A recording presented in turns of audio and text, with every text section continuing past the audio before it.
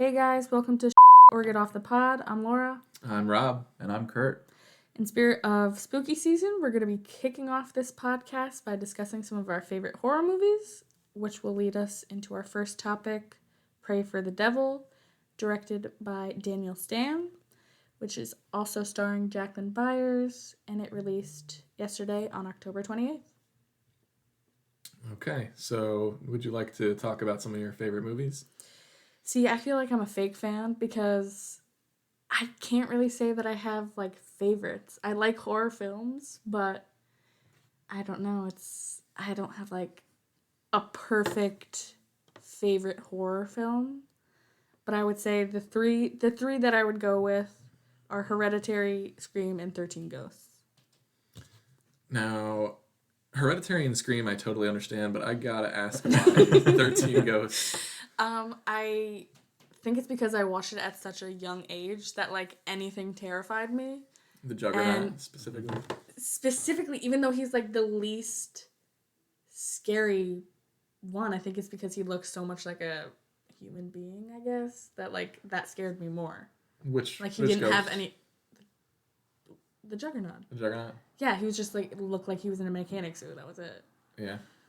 He's like the weakest looking he villain doesn't of look all the of them. scariest, Yeah. but for some reason he scared me the most out of everybody.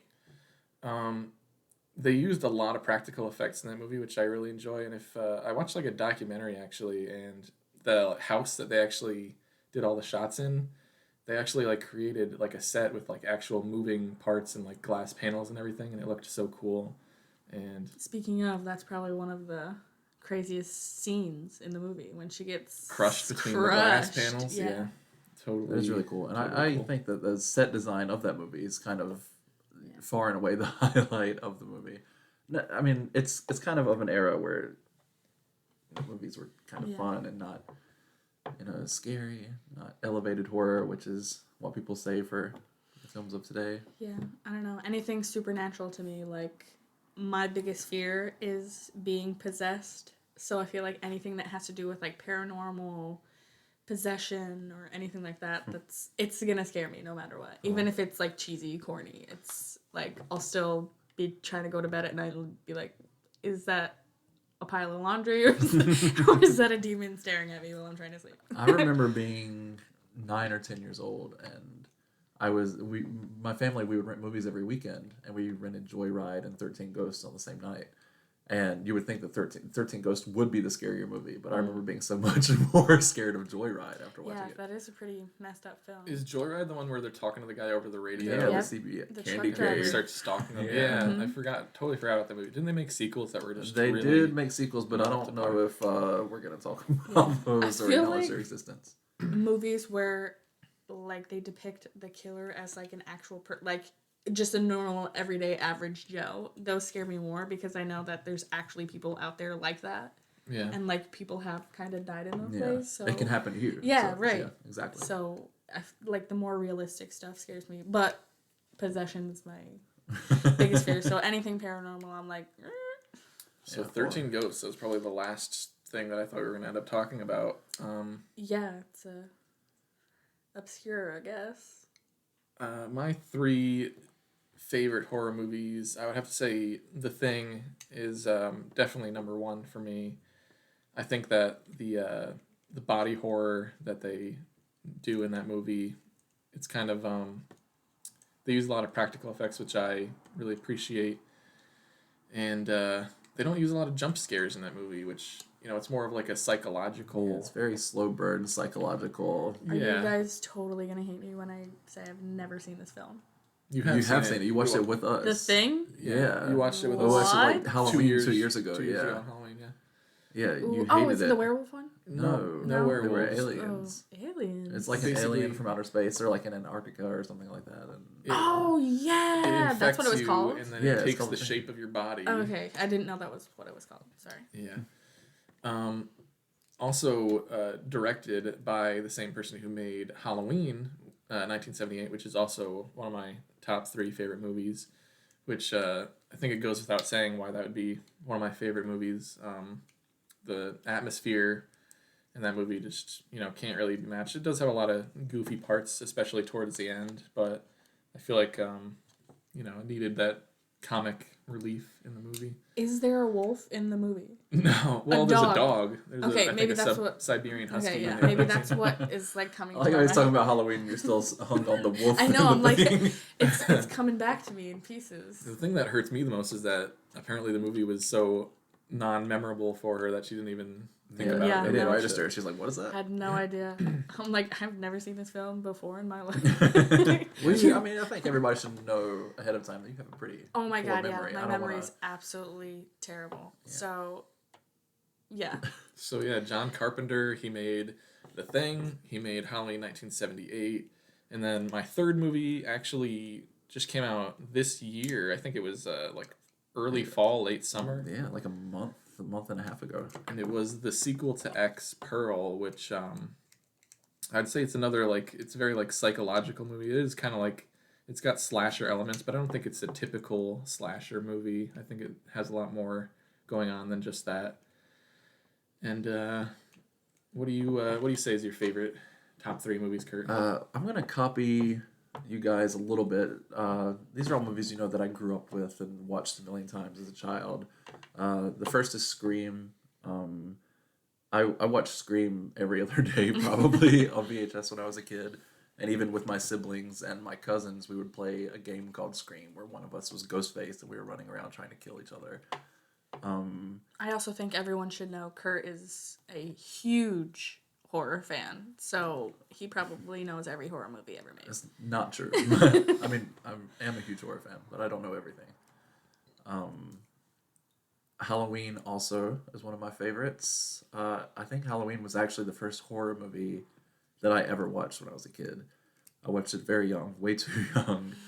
My memory's so bad I couldn't tell you yeah. the first one I watched. I was so scared of Michael Myers. I remember going trick-or-treating one year, and an old man came to the door with a candy bowl, but he was dressed as Michael Myers, and I flung my candy to the ground and took off running across the yard. I was hauling ass across the yard, and I tripped over like a brick or something and ended up scraping my knee and crying and had to go home early.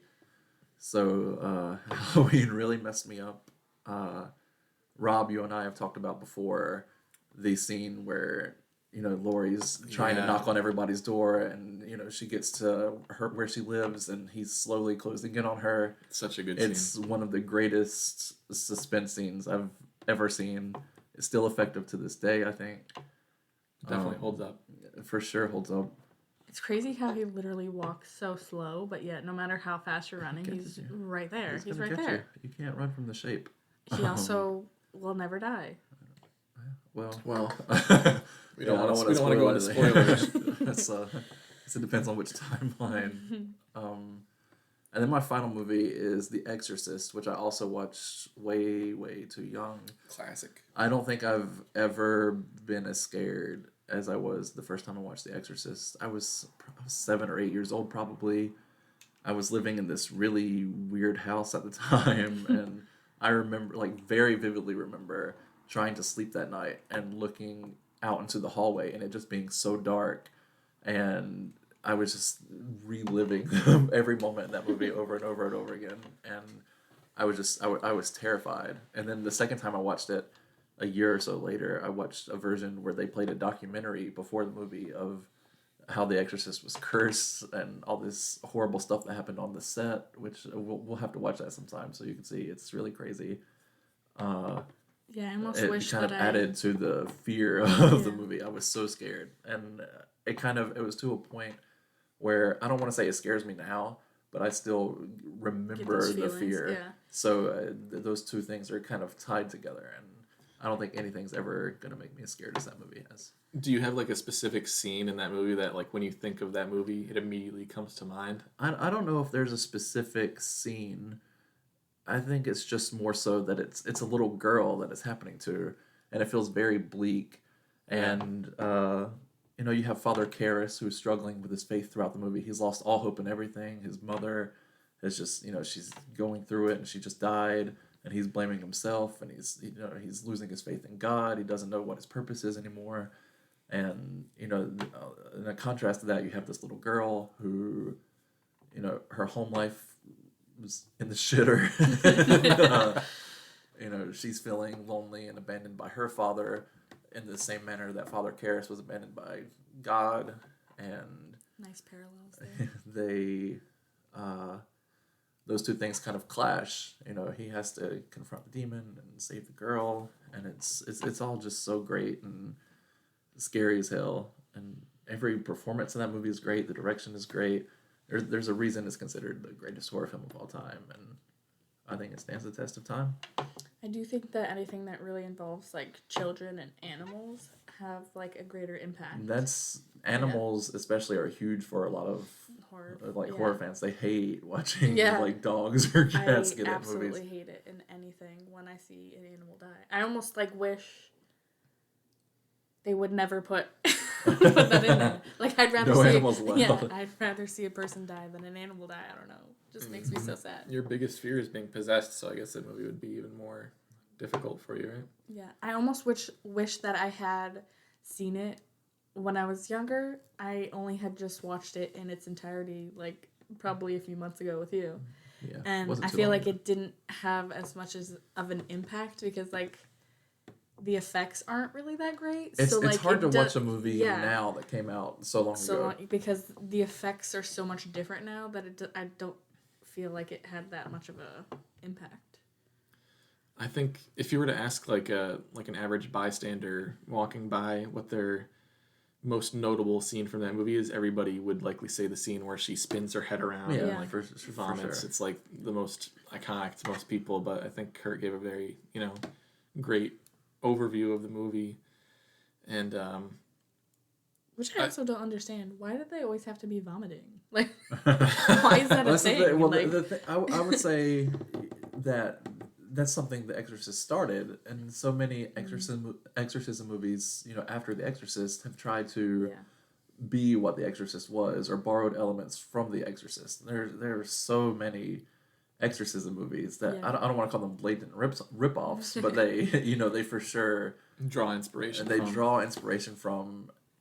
And Also, I don't understand why every like possession movie. Why does the possessed person have to have dry, cracked lips? I was just going to say oh my that. God! Like, get these people some chapstick. yeah, I was actually going to use the dried cracked lips as a way to bridge into the movie, which we were going to talk about on this episode. Pray for the Devil, which released, yesterday? Yeah, Yeah, October yesterday. 28th. October 28th. And it was directed by who again? Daniel Stan. who made The Last Exorcism, which Oh, wow. I wish we were talking Yeah. about that movie instead. Maybe in the future. But yeah, it's like every time you see somebody who's possessed in that movie, they got some dry, crusty Yeah, lips. there's some crusty lips in that one for sure. They need some lip balm. Even after it transferred from the girl to, Immediately crusty. Yeah. Yeah, Immediately. Yeah. and it's just like, why does it have to have crusty lips? I don't know. Maybe that's what's horrifying to most people. Is That's that what happens. they're yeah. dry, cracked lips. Well, whenever your worst fear comes be to Sherry's light, worst and fear. you'll get possessed, and then your lips will crack, and Oh we'll my know if God, that was yeah, a no. real thing. Well, I guess we should give a brief overview of what the movie specifically is, and spoiler warning for anybody listening who hasn't watched the movie yet. It's basically about a woman who is a nun, and she is being basically followed slash harassed by this demonic presence. Ever since she was a young girl, her mother, who was possessed by this demon, would torment her and she would abuse her. And so it's kind of been following her whole life. Apparently, when she was 15 years old, she had a kid who comes into play in the movie. And throughout the movie, it's just her going back and forth trying to battle this demonic presence. And at one point, she thinks she's overcome it. And then eventually, it gets to a point where the demon has taken over her child, has possessed the young girl. And she has to basically look like she was going to sacrifice herself. Or at Right. least it seemed to me that she was going to sacrifice herself To save her daughter. to save the daughter. And it kind of took a different turn. Did I thought for Yeah. sure she was sacrificing herself when Yeah. she when she's still alive after the scene. It would have been much more impactful for me If had she that died. been- Yeah, for sure. And then one of the weaker points in the movie, which would be the ending, after she saves the daughter. The demon goes into her, and then she fights off the demon somehow, and she got It's like in a the bath, right? Like the yeah, she the got basically baptismal. self-exercised, and she goes to the Vatican. She gets basically a promotion, and when she gets there, she's in the back of a taxi, and shit starts getting weird. She sees a lady looking at her. The taxi driver starts looking back towards her and saying her name very like softly in like a low voice, and then she's looking at the lady out the window, and she looks back to the taxi driver, and he's sitting right next to her, and he kind of like reaches towards her and like lunges at her, and it's just, I think that was one of the more weak Yeah. points to the movie. It's kind of like a very cliche ending in my opinion. Did you guys have like the same vibe from that? I feel like it could have definitely been a better ending. I feel like they kind of it was as if they were gonna like wrap it up, that she like took out this demon, and like obviously you can't get rid of all evil, but like she was overcoming the demon. She was getting this promotion to be some kind of lady exorcist, which was like nobody had ever done. Well, I think there was like one Yeah, That's it in was the before name of the her. movie, Yeah. Lady Exorcist. So she was like, I don't know, felt like she was gonna come out on top. She was doing a bunch of good things, and then they were just like, "Oh, just kidding. You can't ever escape." in my mind, there's not. I mean, there's not going to be a sequel to this movie. Yeah, I but know. in my Yeah. mind, she did come out on top. I think she had. She's got the power. I know. I just feel like it was kind of cheesy how she like took out the cross. It was just like Yeah. pointed Well, at like. to me, the entire thing with the way it wrapped up felt almost like an extended pilot episode for a TV series. Like she's Right. faced these trials, That's a great and now way to put she's it. ready to go on and take on other demons. Like Yeah. week to week, Yes. there's like a new demon that she's got to take out. Overall, as corny as some of it is, and for sure you were right, you hit the nail on the head about it being a cliched movie, just all over the place. Every demon movie trope is in this movie. For sure. I had such low expectations for this that I walked away Yeah. enjoying it for the most part. I not to say that it's a great movie, but I think it's an entertaining, watchable movie. If this came on TV on a rainy afternoon and I was just like flipping through the channels, To me, I might not change the I channel. feel like it's too much of a slow burn. I don't know. I feel like maybe if they put some more like exciting, I don't know, more jump scares or something, kind of like to keep you on your toes. I just felt like it was kind of monotone. I don't know. Boring. See, jump scares to me are like the cheapest form of horror. You know, it's just like they add in some loud music and some cutscene where somebody jumps in and like grabs the character, pops up into frame, and to me that's the cheapest form of horror. And I much more enjoy like psychological horror where it makes you think about it. Like even after the movie, like Hereditary is a great example of that. Like you think about that after the movie, like what did I just watch, and what happened in this movie. At the beginning, I even talked about that with Kurt, that I thought it was going to be like a psychological issue in the family, like maybe the mother had schizophrenia or something like that, and then at the end of the movie came to realize it had nothing to do with that. Yeah. I also think that kind of like loops into society and how they'd be like, oh, this is what's wrong with you, even though it has nothing to do with that.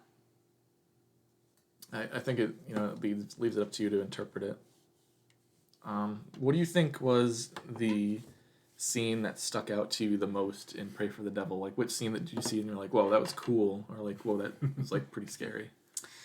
I feel like the part that made me laugh the most is when she gets locked in that room with that patient, the guy, and he just Oh my randomly starts gosh. like dancing with her and has his tongue out. Like, what is with the tongue? The tongue was There's- really funny, and the noises he was making too. Yeah, it reminds me of The Nightmare on Elm Street when the tongue comes out of the phone. He's like, "I'm your boyfriend now." That is a really funny scene. But I would say probably the little girl, it's Natalie, right?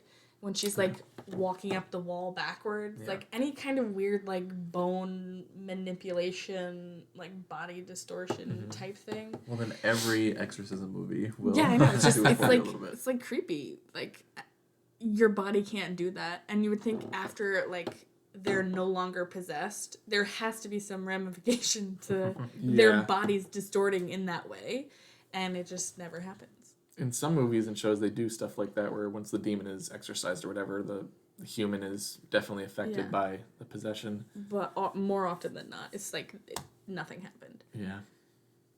It's like your bones would definitely be broken when For she sure. slides under that bed. That was. I really had to like stifle my laughter when she slides under the bed. Now you didn't see coming because Natalie, the young girl, was introduced pretty early on in the movie. One twist that you didn't see coming was that Natalie Oh, was yes. actually the main character. I believe her name is Anna. Yeah, Anna. No, Sister Was- Anne. Sister Anne, Yeah. rather.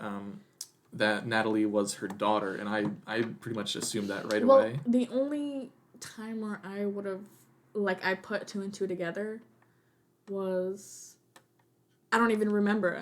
I remember turning to you. She's like, oh, it's going to be her daughter. But, like, in the beginning, we had no idea that she had given her baby up or she had had a Right. baby at all. So, Yeah, As that soon as kind, that that kind scene of happened. slowly Yeah, like, unfolds. But random. like once you find that out, it's Yeah. just such an obvious twist. You're like, okay, well this girl is the daughter. There's I thought there was going to be an even darker twist to that movie because when there's a side character who is Sister Anne's friend at the church or wherever it is that they're practicing these exorcisms, his sister was raped when she was younger and she had the kid aborted and she got possessed afterwards. And this clergyman asked for her assistance to exorcise the demon out of his sister.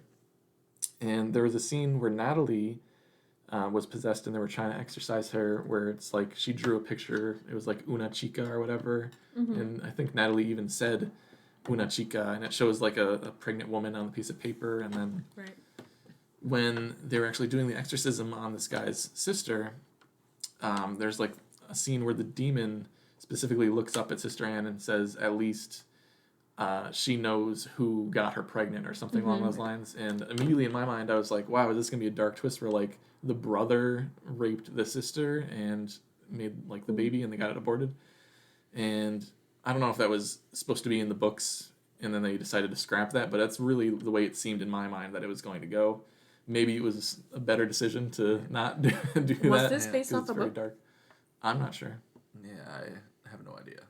But I did not have that thought process at all. I have to say, me neither. And to be fair, she does say that she was wasted, and I believe she also She's said very young, wasted. She said that she's- The main character says Yes. that. yeah, Sister Anne said Yeah. that when she got pregnant, she was super wasted, and I believe she said she didn't know who the father was. Yeah, she did Yeah. not. So, actually, did we just find something wrong?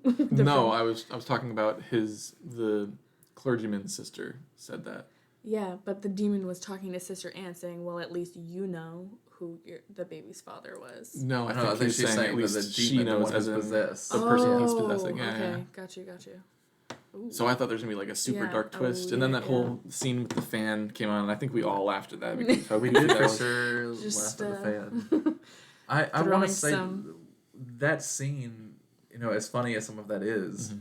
I like the idea of trying to connect with the person that the demon is possessing, because it's in so many exorcism movies, the priests come in and they're all confronting the demon, Right. and it kind of leads with empathy for the person, and I appreciated that because it's Yes. a slight difference. In, Sister Anne does bring that up, Yeah. saying that instead of treating them like a victim or just a victim, like Yeah, there's a person in here. Yeah. Right. We should be connecting with this person. mm-hmm. And I thought that was a fascinating take. I do feel like that's what actually makes the scene more sad, because she does feel like she made the connection with her and they were able to overcome this demon, just to come to find out the next day that it was just hiding, Yeah, it was just and hiding. she ended up taking her own life. So I feel like that has a little bit more of an impact because you think like they were able to overcome this and they weren't. Yeah. No matter what you do, you can't save everybody. Right. Another twist that I thought was going to happen and was that the main character felt guilty about. I thought that she had killed her mom to escape like her abuse and torment. I thought that was going to be another thing. That I agree with you about that thought process because the therapist in the movie was talking a lot about guilt and what you hold on to. Right. And there were a couple of times where she's like staring at her mother dead, and the blood's coming out of the back of her head. And I was like, oh man, her mom tried to attack her and she killed her mom, and she's feeling guilty about that, and she's being haunted by the guilt of saying being responsible for her mother's death. I actually almost wish that's how it happened.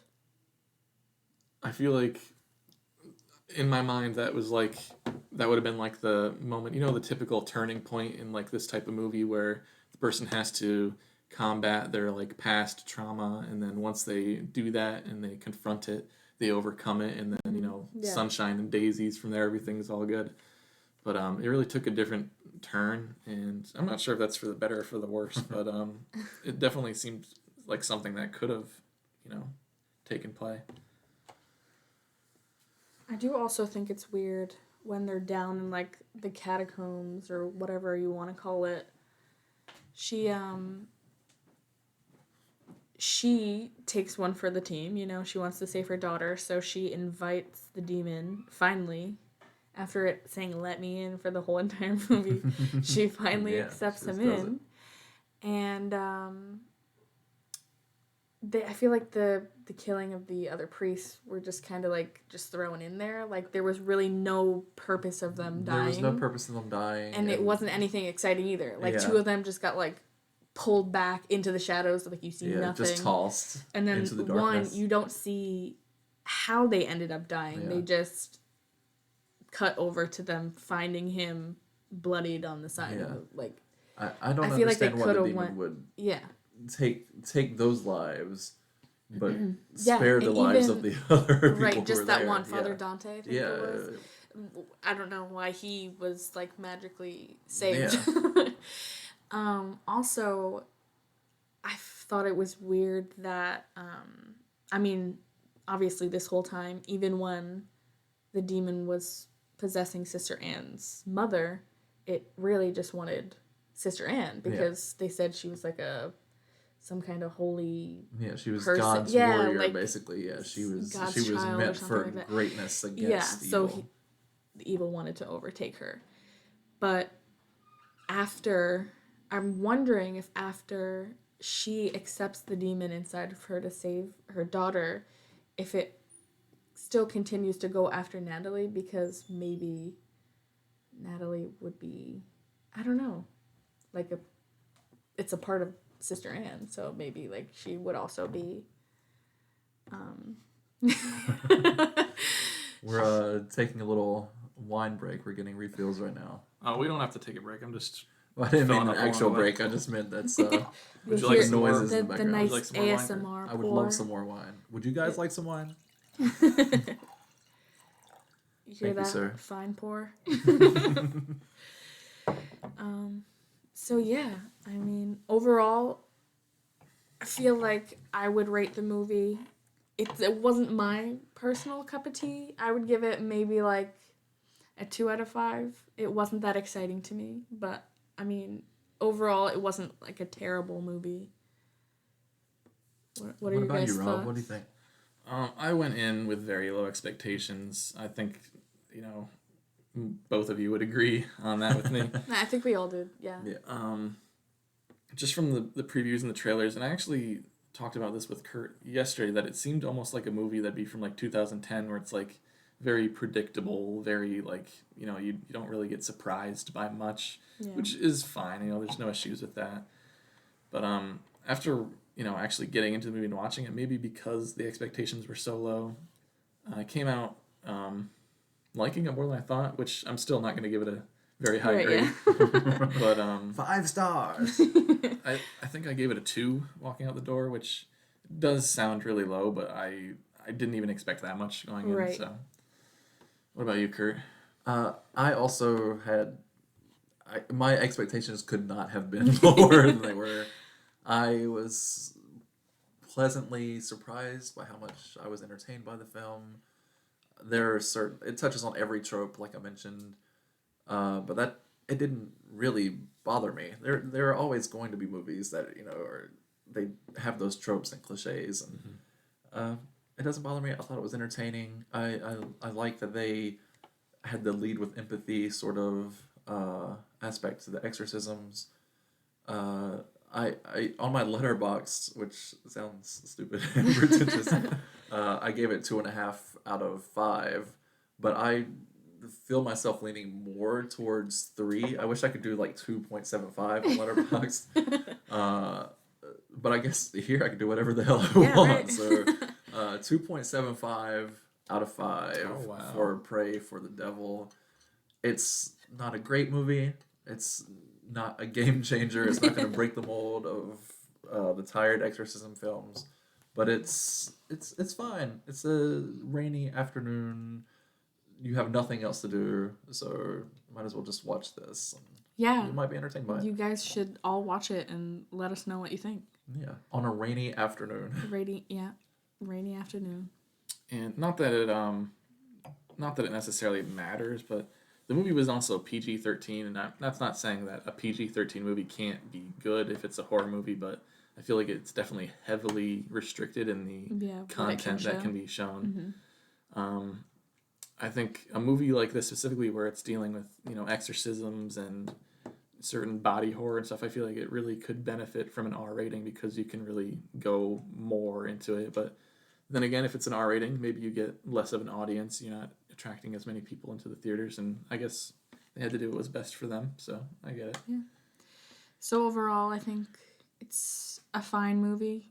Definitely give it a shot. See what your take is on it, but I don't think it's anything I would need to watch a second time. Yeah, I'm with you there. Didn't hate it.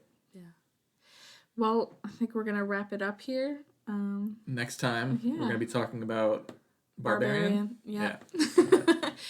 Which, Lots of thoughts about yeah. Barbarian. So tune in. Don't miss it. All right, thanks for listening, guys. See ya.